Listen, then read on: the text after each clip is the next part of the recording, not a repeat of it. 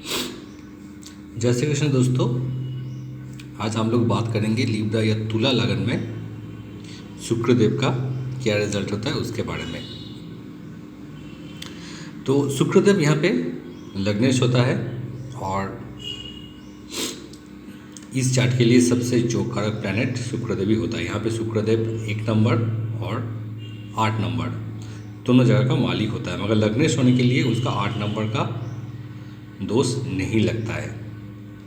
तो अभी अगर शुक्रदेव उसका ओन साइन में हो जाएगा तो ये उसका मालव जो राजयोग है वो बनाता है, आदमी को बहुत धनी बनाता है, आदमी को हर सुख सुविधा सब प्राप्त होता है, आदमी ज़िंदगी में बहुत तरक्की करते हैं। ठीक है, तो ये एक तो राजयोग है, ये एक राजयोग जो राजयोग आदमी को बहुत बड़ा आदमी बना देता है।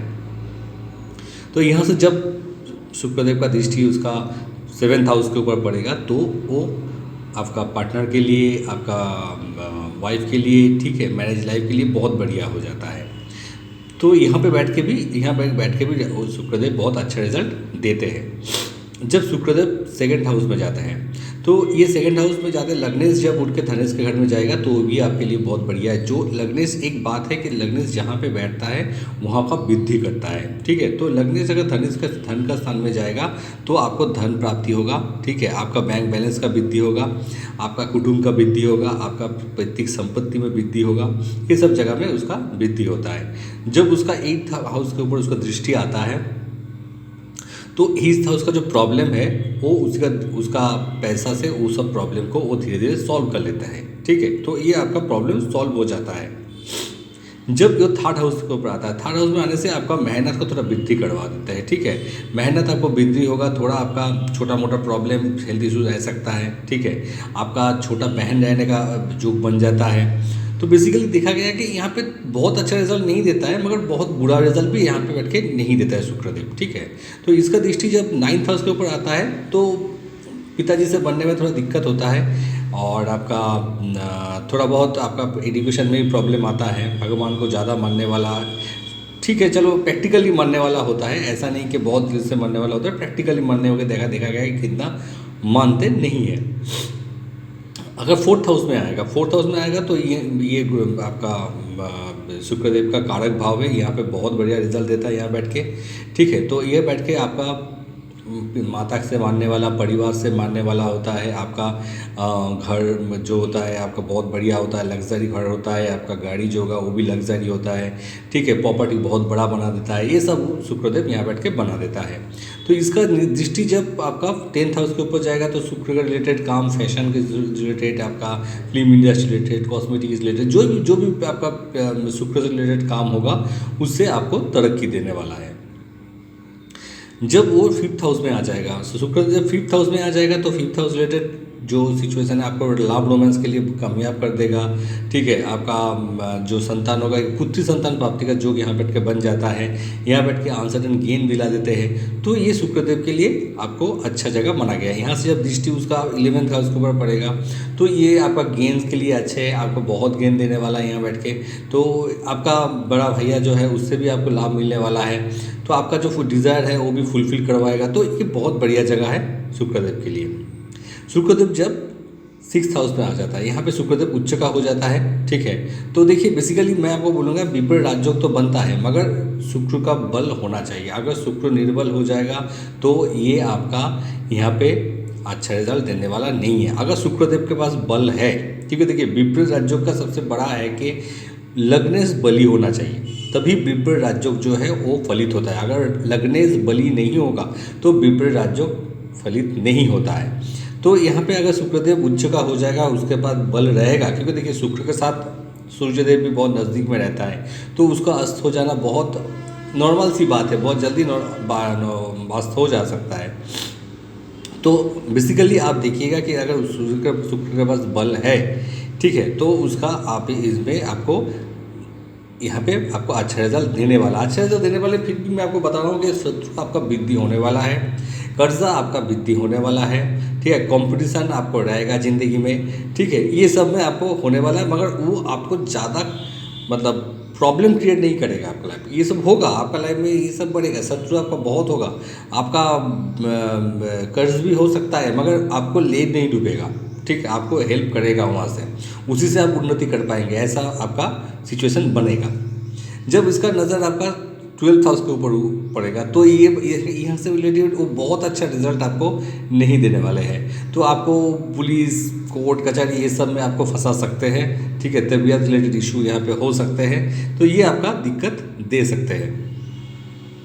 जब शुक्रदेव उसका 7th हाउस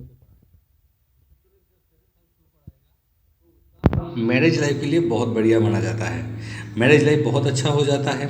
यहाँ बैठ के वो उसका सुंदर बीवी होता है, या लड़के का है तो उसका बीवी, या लड़की है तो उसका हस्बैंड बहुत सुंदर होता है, ठीक है, उसका पार्टनर के साथ बहुत अच्छा रिलेशन बन जाता है, ठीक है, पार्टनर बिजनेस में आपका उसका गेन होता है। तो बेसिकली देखा गया है कि यहाँ बैठ के शुक्रदेव अच्छा रिजल्ट देता है। अगर उसका दृष्टि अगर उसका फर्स्ट हाउस में पड़ेगा तो ये जो आपका धन के लिए, आपका मान सम्मान के लिए भी अच्छा हो जाता है।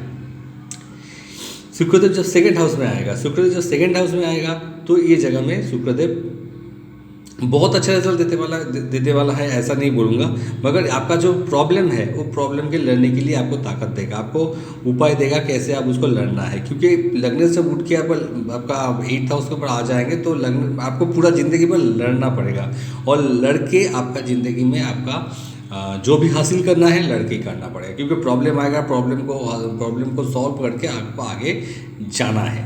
ये आप दिमाग में ठान लीजिए कि हमको प्रॉब्लम को सॉल्व करके आगे लेके जाना है। तो बेसिकली देखा गया है कि ये जगह में ये जगह ये आपका 8th हाउस में आप कभी भी या डायमंड या झारखंड या ओपाल धारण मत कीजिएगा। विपरीत राज्य की स्थिति में भी धारण करना सही नहीं, क्योंकि जगह अच्छा नहीं है, ठीक है, तो यही बात है। इसका दृष्टि जब उसका 2nd हाउस के ऊपर पड़ेगा तो यहाँ रिलेटेड भी वो थोड़ा बहुत प्रॉब्लम देगा, आपका बैंक बैलेंस रिलेटेड प्रॉब्लम दे सकता है, कुटुंब के साथ आपका बनने में दिक्कत हो सकता है, पैतृक प्रॉपर्टी जो है वो मिलने में थोड़ा दिक्कत हो सकता है, ठीक है। तो यहाँ बैठ के थोड़ा बहुत शुक्रदेव अच्छे रिजल्ट नहीं देते हैं। जब ये 9th हाउस के ऊपर आ जाता है, ये बहुत बढ़िया जगह है 9th हाउस के लिए, यहाँ पे आपको भाग्य का वृद्धि करने वाला है, ठीक है, आपको जो भागो आपको आपका बहुत साथ देने वाला है, आप भगवान को मानने वाला है, आपको बाहर भी ले जा सकते हैं, घूमने के लिए जा सकते हैं, आप कुछ काम के लिए जा सकते हैं, ठीक है। तो यह बैठ के शुक्रदेव बहुत अच्छा रिजल्ट देने वाला है। तो इसका दृष्टि जब 3rd हाउस के ऊपर आएगा तो 3rd हाउस में आपका पड़े जो मेहनत है उसको कम करवाएगा, आप कम मेहनत करके ज़्यादा आपका प्रॉफिट मिलेगा। जब वो 10th हाउस में आ जाता है तो 10th हाउस में जब आ जाएगा तो ये 10th हाउस रिलेटेड जो काम काज है आपको वृद्धि करवाएगा, उसका दशा अंतर्दशा में उसका काम काज में वृद्धि होगा।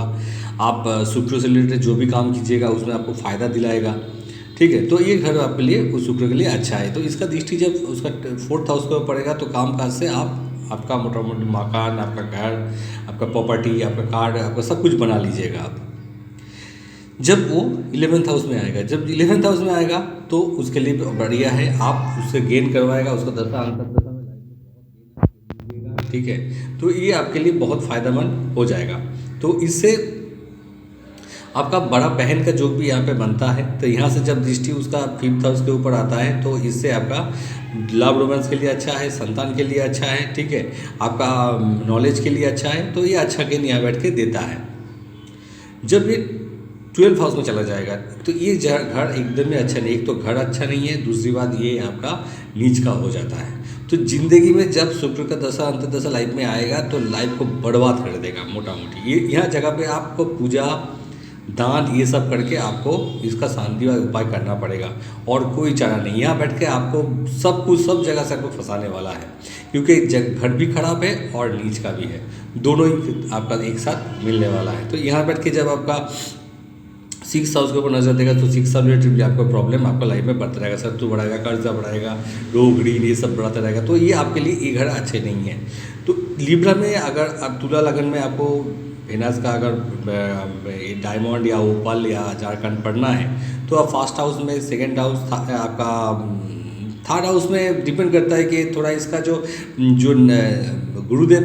गुरु जो है वो कौन सी सिचुएशन में पड़ा है, एक बार देखना पड़ेगा। गुरु अच्छी सिचुएशन में पड़ा है तो आप यहाँ पे शुक्र का जो रत्न है वो धारण कर सकते हैं। अगर गुरु अच्छी सिचुएशन में नहीं है, अच्छी जगह में बैठा हुआ नहीं है, तो ये डायमंड या झारखंड धारण करना अच्छा नहीं है। थोड़ा एक बार गुरुदेव का पोजीशन देखना चाहिए।